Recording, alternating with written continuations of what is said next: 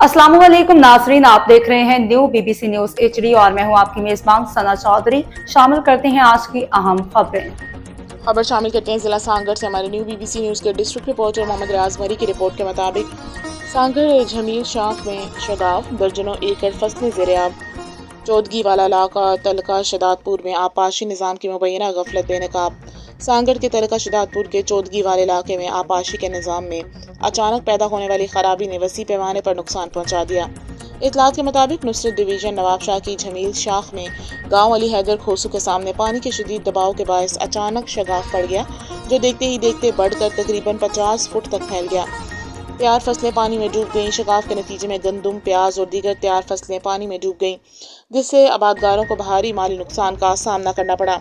मुतासरा काश्तकारों का कहना है कि मेहनत और सरमाए से तैयार की गई फसल चंद लम्हों में तबाह हो गई।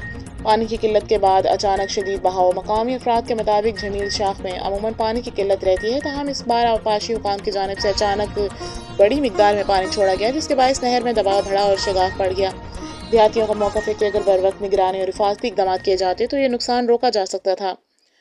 मुतासरीन ने खदशा जाहिर किया कि अगर फौरी तौर पर शगाफ पर काबू न पाया जाए तो पानी गाँव की आबादी तक पहुँच सकता है, जिससे मकानात और माल मवेशी भी खतरे में पड़ जाएंगे।